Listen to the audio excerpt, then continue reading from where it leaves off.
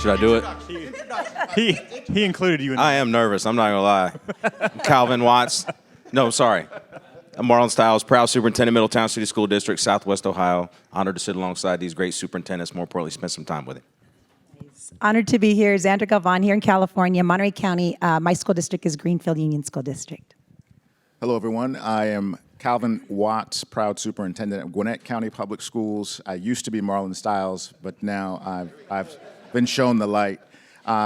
We certainly, I tell people this, my wife and I have 180,000 children. We have one whom we still claim on our taxes. That's how seriously we take this work. Love what I do. Most important, I love why I do it and the team around whom we're surrounded to support this good and meaningful work. Glad to be here. Thank you.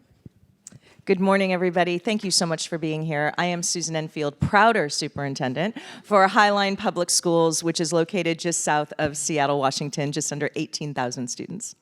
Good morning. My name is Matt Miller, proud superintendent of Lakota Local Schools. I appreciate the four people on my right being my opening act as we come across the stage. I'm just north of Cincinnati, Ohio, and I hope you can tell that we take what we do very seriously, but we have fun doing it. And we are colleagues, peers, and friends, and positive influencers and critical voices, too. So I hope that comes out through our conversation, and I'll throw it back to Tom. So as a facilitator, I have the easiest job on the planet right now. I could literally say, let's talk about equity and why we're passionate, pass the mic, and walk away for the next 40 minutes, and you would be in amazing, amazing hands. So I'm gonna ask you, 30 seconds or less, what is equity and what does innovation mean to you? And I ask that because we buzzword bingo everything all over the place. And let's level set what we're actually talking about for the next 35 minutes. Equity and innovation. Now, 30 seconds or less, folks. Zandra, we're gonna start with you. All right, so innovative, so that means disruptive, that means challenging, that means doing something different. Don't fall into a trap of doing what we've always done. So that's the innovative piece. The equity piece is making sure that students all start at the same starting line. And we know that we have a lot of third base kids in our districts, and we also have a lot of kids that starting on home plate. And so when they start on home plate, they have a lot more obstacles in front of them. So it's our job to disrupt, dismantle, and to make sure that they do survive. Thank you. Innovation, it is purely simply going well beyond the status quo. And I appreciate the notion of disruption. What we know to be true is that schools and public schools in this country have served many students very well, but not each and every.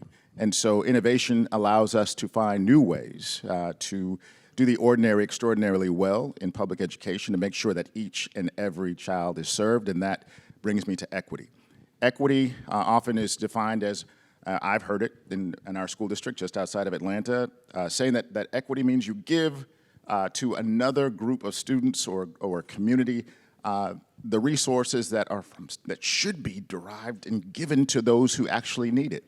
Well, that's not necessarily true. What we all say in terms of equity is to make sure that each individual need of each and every child is addressed when those needs arise. It is that difficult, but it's also that worth it, and that's why equity is now more important than it's ever been.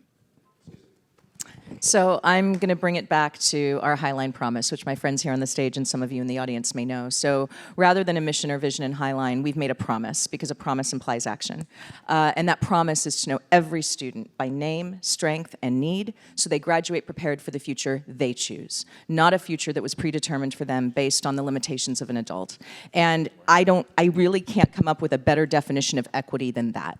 And because if we could truly say that we had delivered on that promise across this nation, that every child in our public schools was known by name, by strength, by need, and that they graduated prepared for a future they chose, we wouldn't be having an equity conversation anymore. Now, inherent to that as well is to make sure that as we prepare them to graduate prepared for the future they choose, that we have given them access to all of the options available. And that compels us to be innovative and to find new ways to engage our students, new ways to partner with business and industry, to give our kids a window into the world of work. So I think that equity, excellence, and innovation are inextricably linked, and it's our job to figure out how to deliver on that each and every day. So I'm going to go off script already. Not a surprise to my colleagues, so I don't want to say the same things that they just said, but yes to all of that. The other thing I want to emphasize is, and a few of our superintendent friends are in the room, I think can back this up too, is the job of equity and innovation is linked. and right now our jobs are harder than they have ever been. And so we need to keep pushing the needle, and that's why we need to take care of not just our kids and our staff members in that, but each other when we're pushing this work. And we all know what the political climate has been, continues to be, and that's what we need to push back against, because the work in innovation and equity doesn't stop, doesn't end. So, over to you. Yeah, so I'm going to try to stay in 30 seconds here. So first of all, I do believe there's a marriage between both of those words, but I don't think you have innovation unless you have inequities present. There are millions of students of color in this country that currently are underserved, and they're farthest away from the opportunities to be successful. If we're chasing equity, I've heard someone say this time and time again, that we need to pursue inclusive innovation. I think Kim Smith has really coined that term pretty boldly, right? So if we're talking about the pursuit of equity, the pursuit of equality, the notion of being inclusive in the innovations that we are exploring is a necessity. And I would encourage us to just pause for a moment and ask ourselves simple questions as we pursue solutions or definitions of these two words, right? Which students are furthest away from the opportunities, and which students are we not serving and they're not successful? Really personify those children, and then start exploring what inclusive opportunities you can explore as far as innovation is concerned to create more equitable outcomes. That was the longest 30 seconds I've ever seen. But hey, Said just that in one saying, breath. just my friends, Too bad do you there's not see a their clock. passion? Too bad there's not a Do you clock see up their here. passion come out? That's why everything I say, like 30 seconds or No, less, that folks. says- 30 that seconds. says 30 minutes, It also so shows superintendents do their own thing. They really don't, if I say 30 seconds, they'll take however long they want, That's totally fine.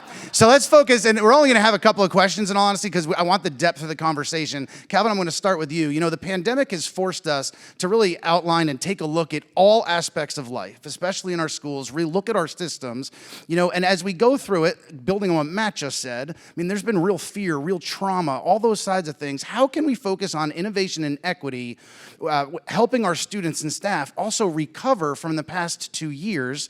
And how can we resolve that tension between innovating and, honestly, some of them just trying to survive? Thank you for that question. And it's really as simple as recognizing that from a strengths-based standpoint, we've been in this pandemic for the last 2.5 years. And what I've shared with those in my previous organization, certainly those in my current school district, that this time is not the worst of times.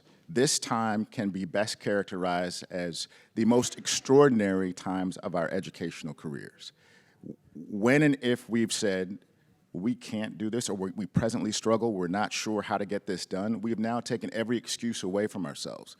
We've actually done the impossible. Literally, we have accomplished what has never been done in the history of public education, to actually impact the lives of students, families, and communities in the midst of a global pandemic. What we know to be true, however, is that before leading with equity, and I'd be remiss if I did not remind myself and others that we must first lead with empathy. And empathy is described as doing my very best every day to ensure that I can understand to the extent possible what it's like to walk in your shoes.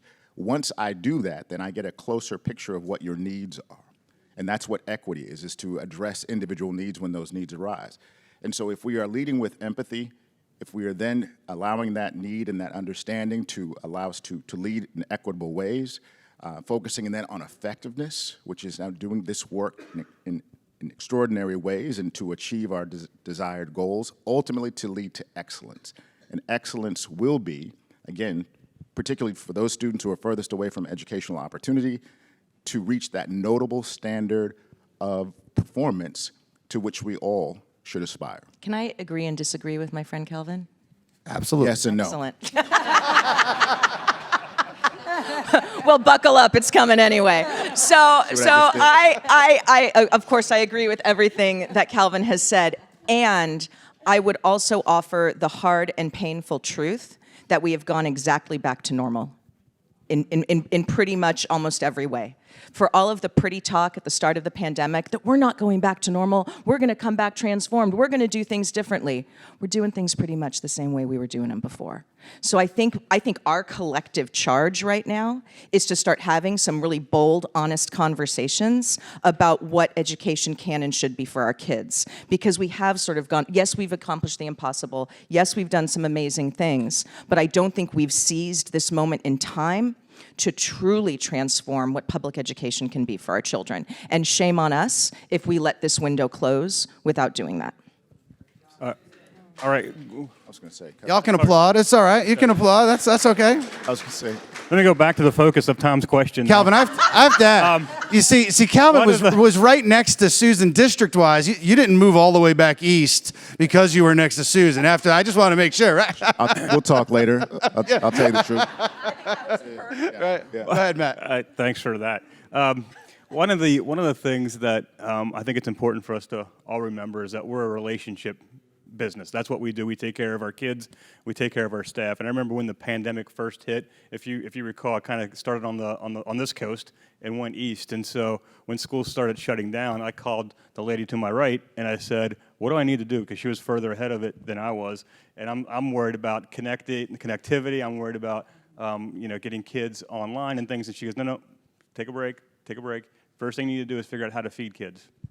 Then figure out how to network the kids, then figure out the education piece." So without colleagues like that already know and that are a step ahead, my district wouldn't have been as positive, had a positive outcome at the beginning. The other thing I want to say too is when we were talking about the shutdown and the work, we did have teachers and staff members that went way above and beyond to make sure our kids were fed, that they were able to get connected, and people thought, I hate to use this term because it's overused, but people thought that our teachers were rock stars, and we had heard all the great things that was going on. I got news for you, folks. They're still rock stars. They're still kicking it out of the park, and I don't know where the pushback came from, that public ed is bad and these kids aren't being served.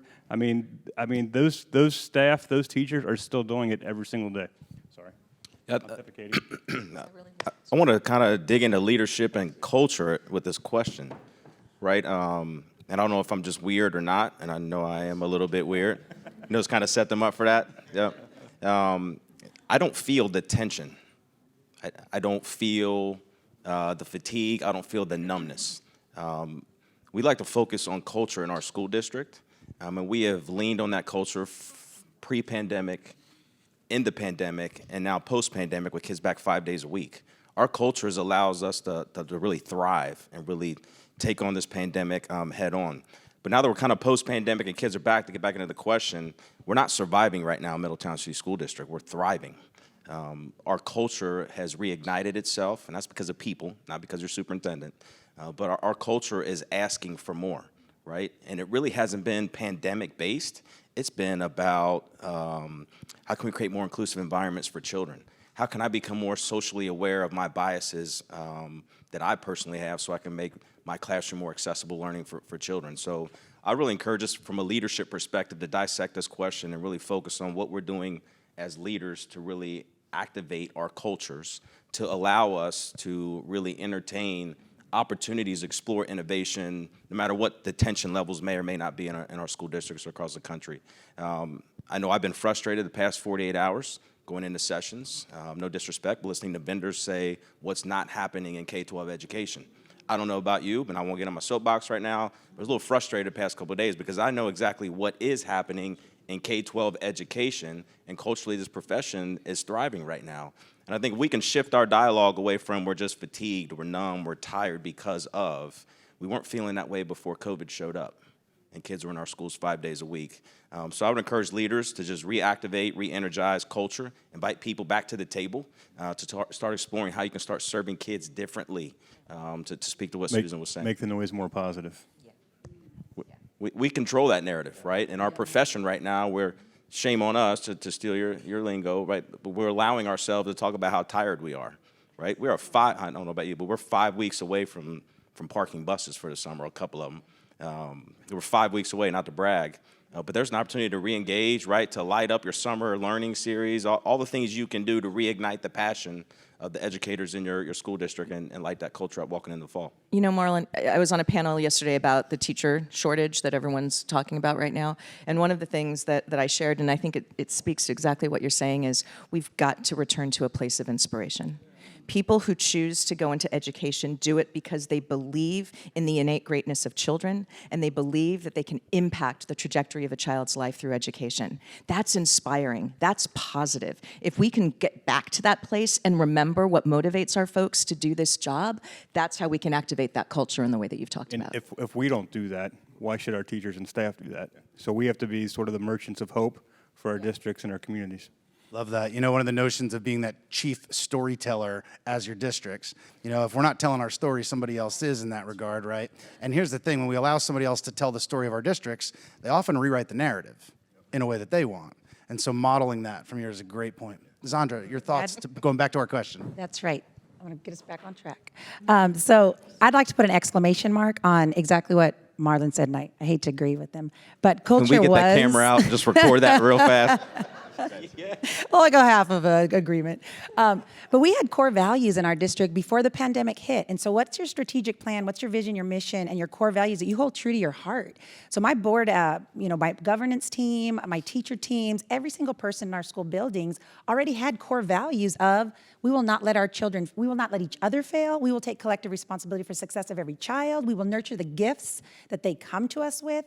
And then we will accentuate and find their talents and take those further. So all of that existed before the pandemic hit. So we returned back to that, and we made sure that we put an exclamation on that, and we said, how are you doing that when you're preparing that meal? How are you doing that when you're greeting the students that are coming on the bus for the very first time? How are you doing that when you're distributing the Chromebooks that we were already a one-to-one school district, but we didn't have them in their hands? Why?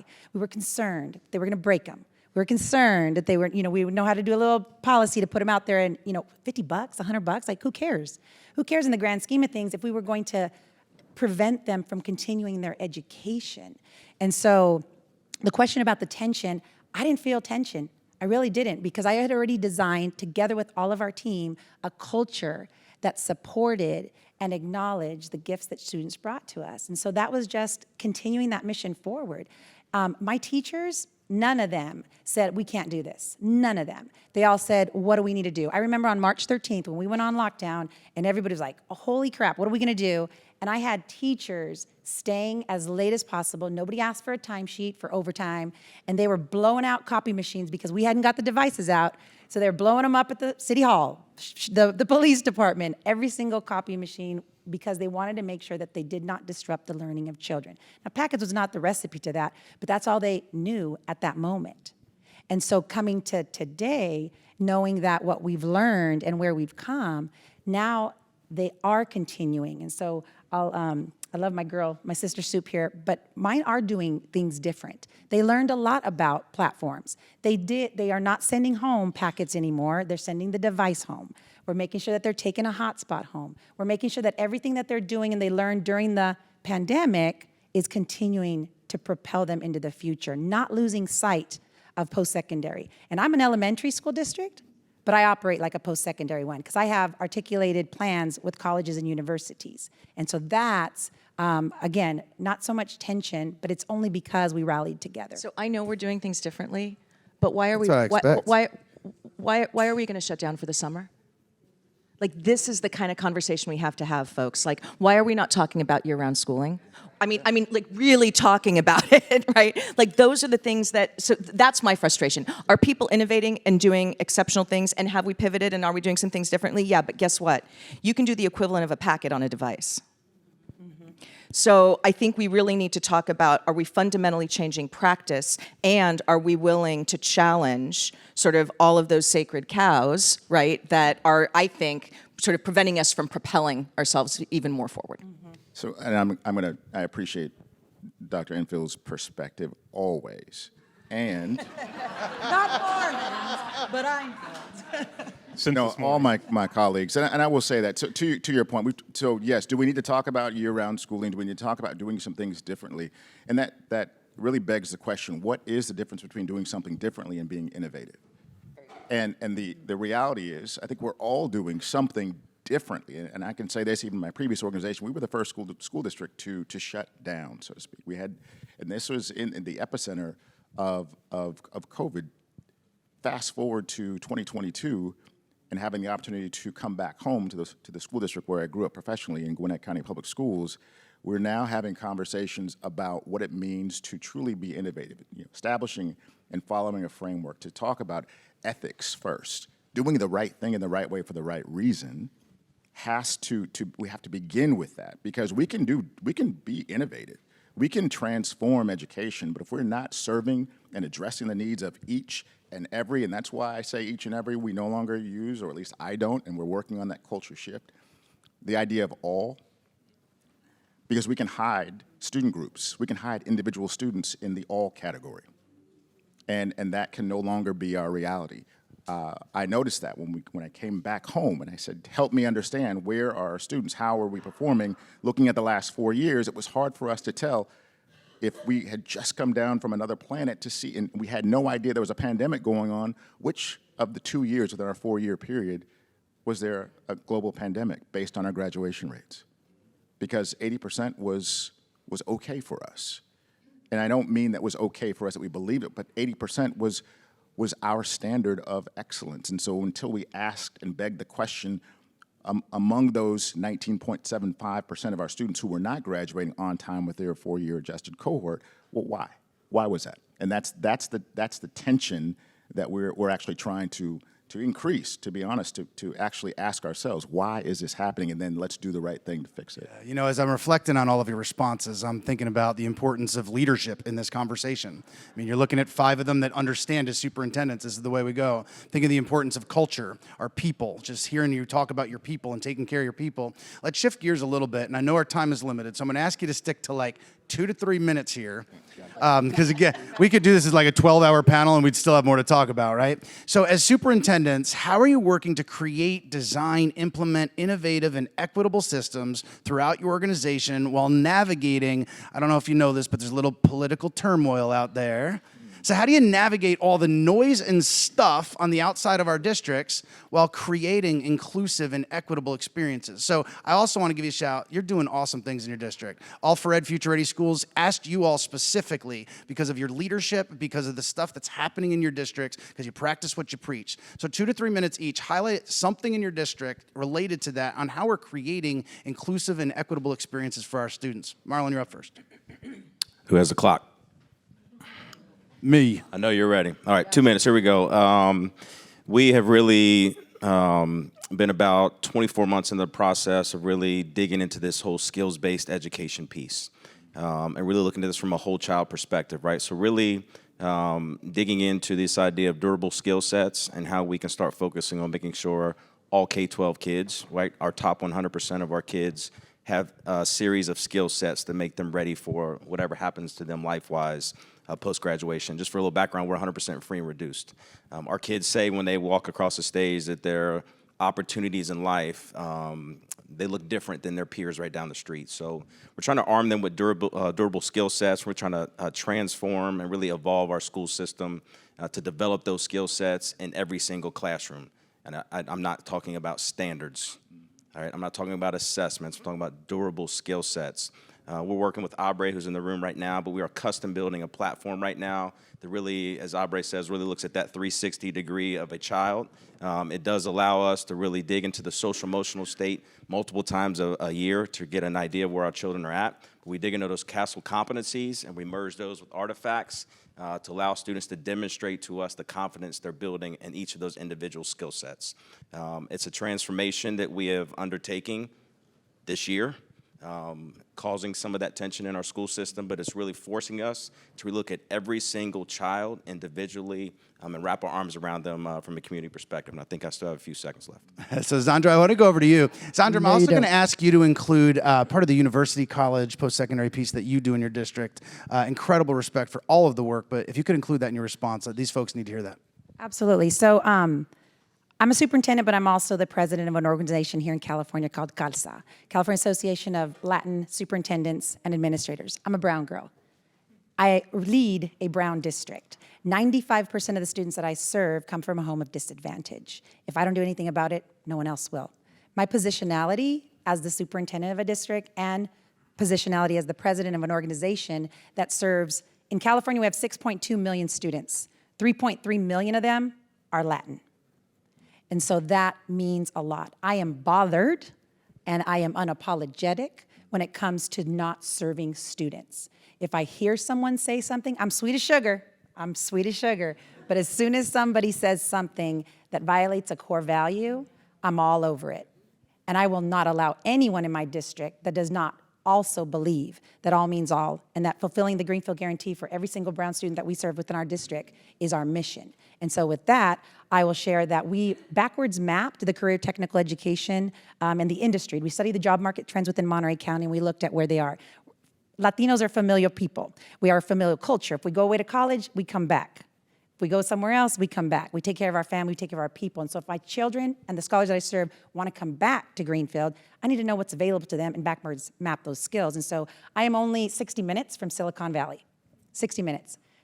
Computer science, education, agriculture, and technology are the major industries within my county. So why aren't we preparing students for that? So exactly what he said, starting in preschool, in fact, next week, we partnered with First and Apple Education, and we're bringing in, from back east, people are flying out to Greenfield to coach our kids on their expositions with the First for Inspiration Robotics and Design. And so our kids are going to be demonstrating an exhibition at all of our schools, their skill set with coding and with engineering. 95% unduplicated count students in poverty, but a zip code is never going to predetermine their success.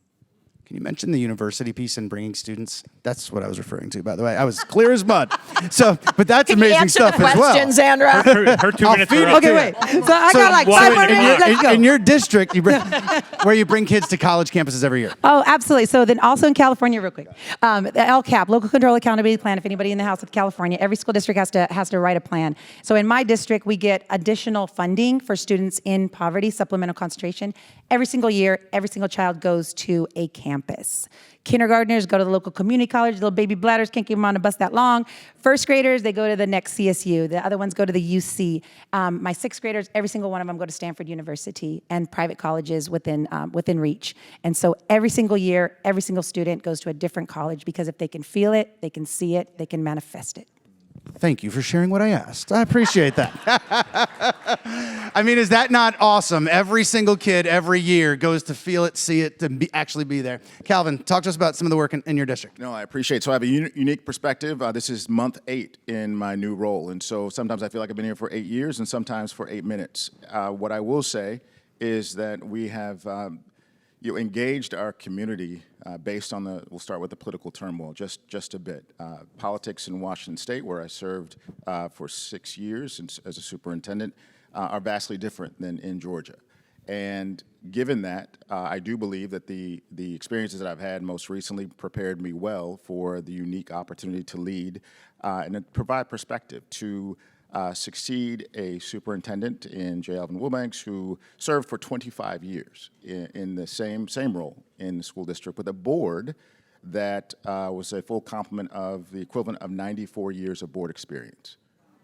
In 1 year, that board dynamic flipped. And so to 3 Ds, 2 Rs, to a majority board member of color district, to fundamental shifts now where individuals within the community said, well, wait a minute, what's happening? And what I learned to be true is that we have to not just to stare at the problem and admire it. We've done that far too long in public education. So now let's call people in instead of calling them out. There was a lot of calling out at board meetings. You might have heard some things about that. A lot of calling out in the general public. And so I learned a long time ago, I give all credit, place blame to my parents who taught me you call people in, you invite them to a seat in the circle. I don't use a table anymore. That analogy is no longer sufficient for me because I have a pretty long table in the conference room, but no matter what, if I wanted to sit 2 other people, I can only have 2 other chairs at the end and maybe 2 more where I sit, and that's it. If we have a circle, we just take 1 step back exponentially. We can always add others, and that's what we've done. We've created a student first of a kind, Student Superintendent Advisory Council with 52 middle school students, 63 high school students who meet with me and elected or supported leaders on cabinet, executive cabinet. Why? Not to tell us what we already know, but to tell us exactly what we need to hear, the ground truth. What's it like to be a student in Gwinnett County Public Schools today? and we hear the truth. You want to know the truth, the ground truth, ask a child. They will tell you. And so from our high school students to our middle school students, letting us know that we are afraid that some of our colleagues will not get the same educational opportunities as I have. In a school district with 180,000 children, 437 square miles, there are unique distinctions between school experiences, and our goal is to rectify that and to make sure that our schools that provide AI opportunities or computer science for all initiatives, that they now have opportunities and access, meaning that we are now in the process of adjusting our bus schedules to make sure that our routes can now provide access to students to schools where they could not. They could enroll in other schools within the county, but as large as we are, if I don't have access, if my family can't get me there, or I can't get a friend to drive me, or I can't drive myself, then that access is denied. And so we're now using our own resources to provide that access and creating opportunities that did not exist for students who need it most. Awesome. Susan. I will actually wholeheartedly agree with my friend Zandra, no disagreement on this one, around the absolute need to make sure that we are paying attention to our local economy. So, and I think this is important because my job as a superintendent, first and foremost, is to make sure that every student graduates with a diploma that's a meaningful ticket to a future they've chosen for themselves. I also believe, however, that I have an obligation to be, really strengthening the workforce in my community. And frankly, I think this is also the way, I think we need to talk about this more because it's also the way that we'll garner more support for public education at a moment in time where we desperately need to garner more support for public education. Making that link between what we're doing to prepare students for our local economies is key. So what does that look like in Highline? So as I said, we're just south of Seattle, so we're in the shadow of Boeing and Alaska Airlines and Microsoft. So we have Raisbeck Aviation High School. It's an aviation aerospace themed high school because that's a big industry. And so just before the pandemic hit, and that school's been around for about 15 years, literally 1 month before everything shut down, we were in conversation with the Port of Seattle and Northwest Maritime to launch a maritime themed high school. Pandemic hit, and everyone said, well, we're not going to do that now, right? I'm like, hell, we're not. Yeah, we're going to do that right now. And so this year, we opened our Maritime High School, which obviously is preparing students for another big part of the industry where we live, which is maritime. We also, though, launched our Highline Virtual Academy. Because here's the thing. Learning virtually doesn't work for a lot of folks, but it really worked for some kids. And I could not in good conscience not make that part of the menu of offerings for kids. So we launched our Highline Virtual Academy this year as well, which was grades 6 through 12. We also, though, gave our elementary parents a virtual option this year. And we had about 600 kids elementary, so pre-K-5, opt to learn virtually. We didn't create a school. So it's been a bit of a sort of a haphazard. We are now creating an elementary virtual academy for next year because I think we have to pay attention to the needs and the learning styles of our kids and our families. And also, frankly, anybody else dealing with declining enrollment, guess what? Learning virtually is basically a version of homeschooling. So you've got families who I think we would otherwise be losing that we're now keeping in the district because they have this high quality option and they don't have to go to one of those crappy, virtual schools, because some of them are crappy, and they can actually remain part of the Highline community, but have that option. So I think that how we respond to the needs, is that innovation? Maybe. I think it's also just doing right by our kids and listening to what they need and want. I think no, that was good. And as your last in this lineup, you think about all the things you want to say. Yeah. And I should ask these superintendents to tell us what they really thought. Right. But one of the things I think, yes to all that, but one of the things I think we have to remember and recall as we're going through this, and I don't want to look backward, but I'd be remiss if I didn't say this. We have to remember that our kids were essentially locked down for 2 years. We were wearing masks. The kids were doing that. There was great progress in programs, but we sort of dampened that student voice. Sometimes literally, a little bit going through this process, and I think that's starting to come back now. One of the things that we do in response to sort of the industry needs for our kids once they graduate is we talk in Lakota about the 4 E's. So all of our kids are going to get a diploma, and then they're going to go into one of the 4 E's. So that's employment, enrollment, entrepreneurship, or enlistment in the military. So our kids, when they get that diploma, need to figure out which one of those 4 E's they're going to go towards once they graduate. One of the biggest ones that I think that we're not talking enough about is cybersecurity. You look at things that are going on a global scale, but you look at kids that can get cyber certified, whether in high school, and get jobs when they come out. So we started a program. We have 200 kids in it now that are going to be cybersecurity certified, government clearance as 18-year-olds and are getting jobs of making $65,000, $70,000 right out of high school, or they're going to Purdue or Rensselaer or one of those other schools. So we have to think about that and giving our kids that voice back that kind of has been stifled for the past 2 years. Maybe that was just my district, but it just seems like we need to get back to some of that. So y'all see the time we have on the clock for this last question, right? Can you say that? Matt, y'all see the time over there? All right, 20 seconds or so, 20 seconds or less, because we got to be respectful of the next session. Where do we go from here? What's an action step? What's the next step? What's one thing you have on your mind that moving forward? You see the time that we have to wrap up in. Matt, I haven't started first with you, so I'm going to go back to you to wrap it up, and we'll come back this way. So did I get to the last 2 minutes? No, I think what we need to do is continue to have conversations like this. Continue. You can see the sort of positive dynamics here too, but we are so critical friends with one another, so I think we still have to push each other to do better and push that envelope. And we know that there's a lot of noise out there, and we need to do our jobs regardless. And part of our job too is to sort of hit that noise head on or ignore some of it. We can do that. But we do that for our staff and for our students. Susan. Let's reclaim the narrative. We actually have the power. Every person in this room can help sort of shift that conversation about how awful teaching is, how hard it is to be in education. Again, let's get back to that place of inspiration. And if you are in business and industry, how are you partnering with your local schools to give our kids a window into the world of work? Galvan. Public education is and always will be the backbone of our country. It will provide access, opportunity for each and every student, staff member, family in this country. And I will say this, if none of us have learned, we've learned this. We've learned that super friends, I remember watching cartoons when I was a kid, but these are my super friends. And I say that because none of us can do this work by ourselves. And we will continue to fight the good fight for each and every child in Gwinnett County, certainly for the 20 seconds, man. Thank And you. your super friend's about to cut you off. All right. I love you, brother. All right, Zandra, 20 seconds, go. Lean in and listen. Lean in and listen. Don't design things that are not in the best interest of kids, and listen to kids and our community and the families that we serve. Lean in and listen, and lean in on our emotional intelligence that we learn so much about ourselves. We're all smart people by virtue of the degrees that we have under, next to our names.